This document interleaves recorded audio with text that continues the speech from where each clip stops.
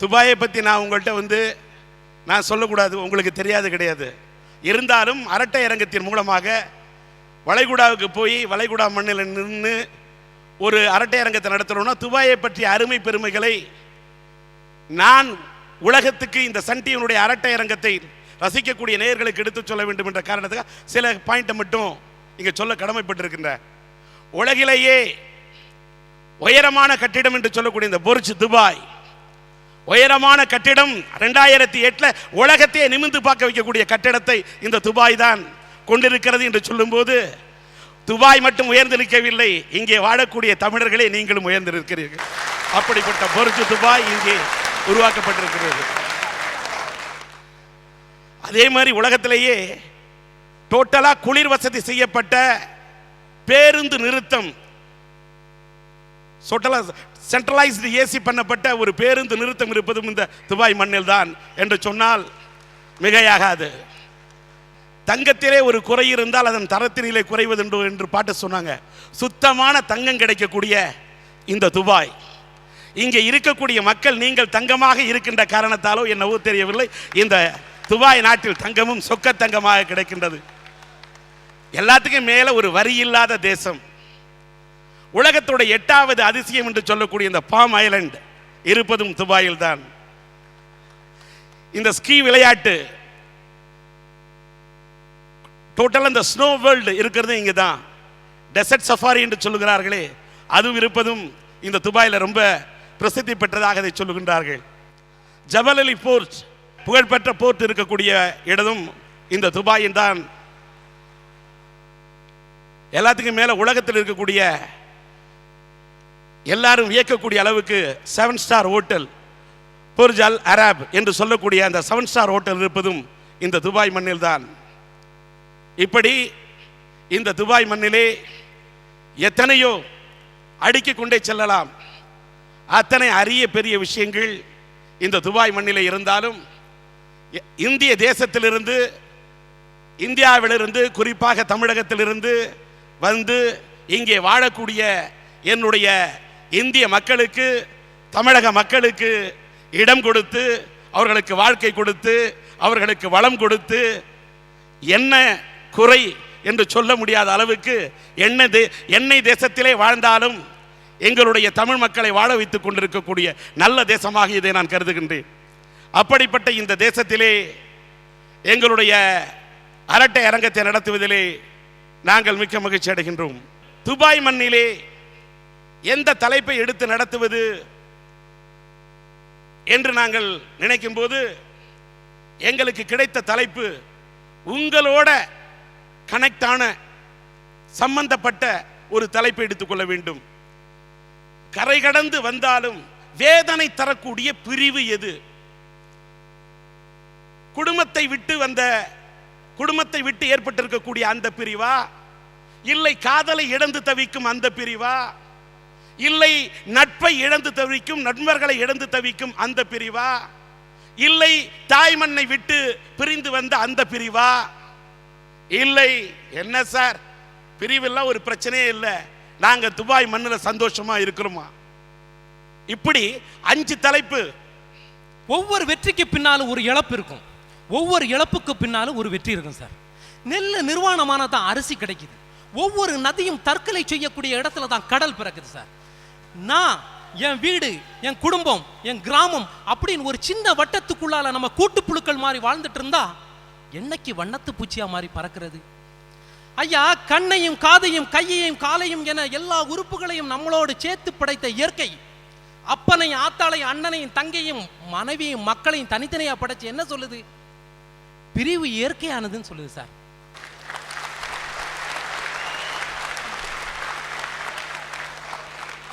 மரத்துக்கு வேற குடைச்ச ஆண்டவன் மனுஷனுக்கு காலை படைச்சது எதுக்கு? ஒரு இடத்துல நிக்கிறதுக்கா? இல்ல, இடம் விட்டு இடம் நகர்ந்து உன் வாழ்க்கையை நகர்த்துங்கிறதுக்காக தான் சார். வாழ்க்கையிலிருந்து நீங்க எதை வேணாலும் பிரிக்கலாம், பயணத்தை மட்டும் பிரிக்க முடியாது. ஏன் தெரியுமா? வாழ்க்கையை ஒரு பயணம், மரணத்தை நோக்கி ஒரு பயணம். தட்டுங்கள் திறக்கப்படும் பைபிளை சொல்லியிருக்கு சார். அதனால நாங்க படிச்சு முடிச்ச கையோட எங்க சர்டிபிகேட் எல்லாம் எடுத்துட்டு எங்க ஊர் எம்ப்ளாய்மெண்ட் எக்ஸ்சேஞ்சுகளுடைய கதவுகளை எல்லாம் தட்டினோம். எந்த கதவுமே திறக்கல சார்.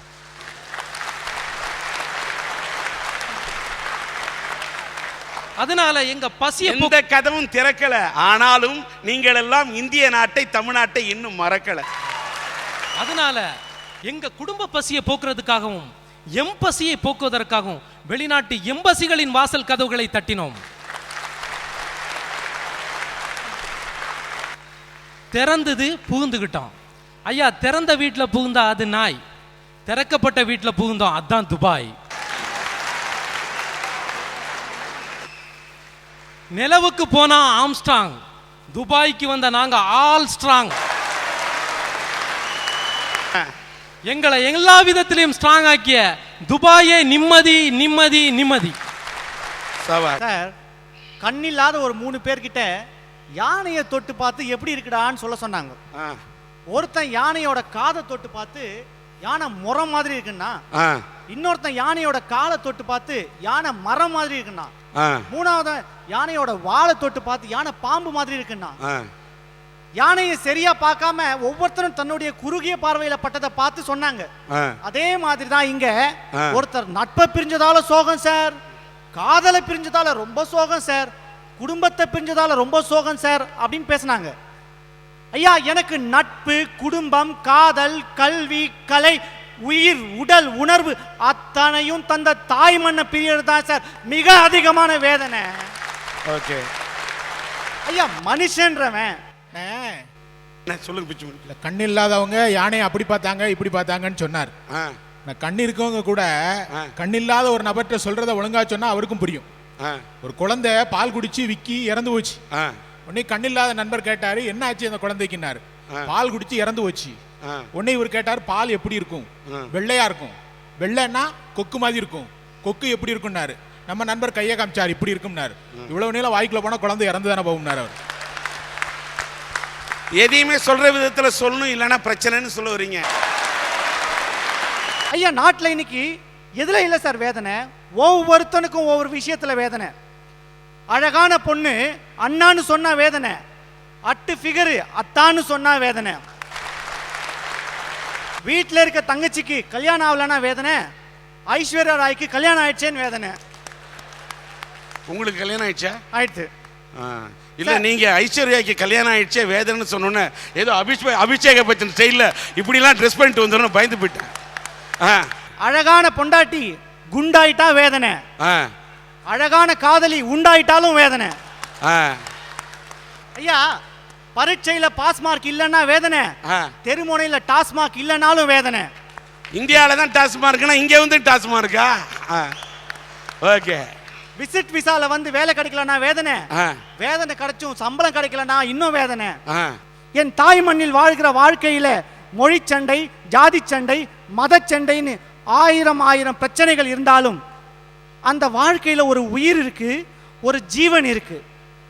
ஆனா இந்த வெளிநாட்டில் வாழும் வாழ்க்கையில ஒரு செயற்கை இருக்கு சார், ஒரு வெறுமை இருக்கு. ஐயா, ஒரு சிலவங்க சொல்றாங்க, உனக்கு என்னையா வேதனை?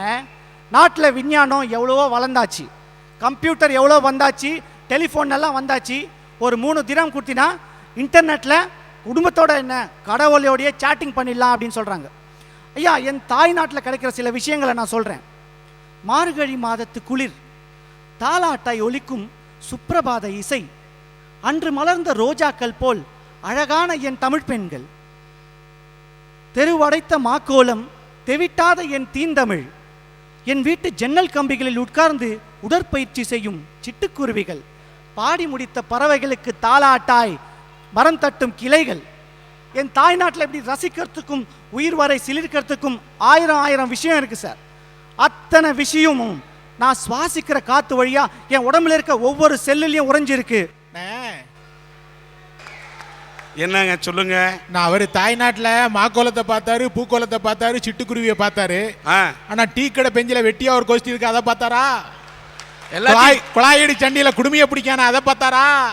குடிச்சு போட்டு தெருவில் குப்புற கிடக்கான அதை பார்த்தாரா? அவர் சொன்னதுக்கு ஒரு சின்ன உதாரணம் சொல்றேன். சொல்லுங்க சார்.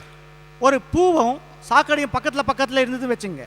ஒரு வண்டு நேரா வந்து பூல உட்காருது, பூவோட தேனை குடிக்குது, அது வண்டோட ரசனை. ஆனா அதே ஒரு கொசு எடுத்துட்டு வச்சுங்க, நேரா போய் சாக்கடையில உட்காரும், ஏன்னா அது சாக்கடையோட ரசனை. உங்களுக்கு விவரம் அவ்வளவுதானே. இப்போ எங்க ஊர்ல கொசு எல்லாம் வண்டு மாதிரி இருக்கு, 10 கொசு சேர்ந்தா ஆளை பேக்கப் பண்ணிருதுனே.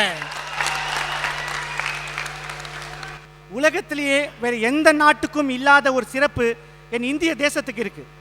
உலகத்தில் இருக்க மற்ற எந்த நாடை பார்த்தீங்கன்னாலும் ஒன்று மொழியால் ஒற்றுமைப்பட்டிருப்பாங்க, இல்லை மதத்தால் ஒற்றுமைப்பட்டிருப்பாங்க.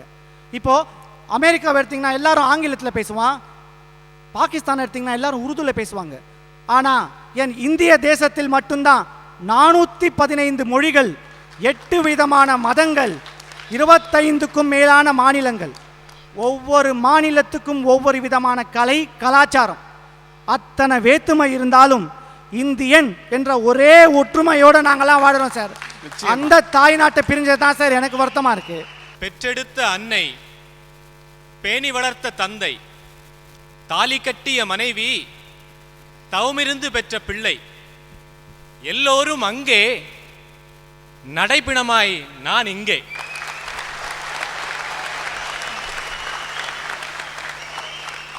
அத்தனை குடும்பத்தையும் கரைக்கு அப்பால் விட்டுவிட்டு கடலை கடந்து இந்த பாலைவன மண்ணிலே தன்னன் தனியாக தவித்துக் கொண்டிருக்கின்றானே லட்சோப லட்சம் தமிழன்.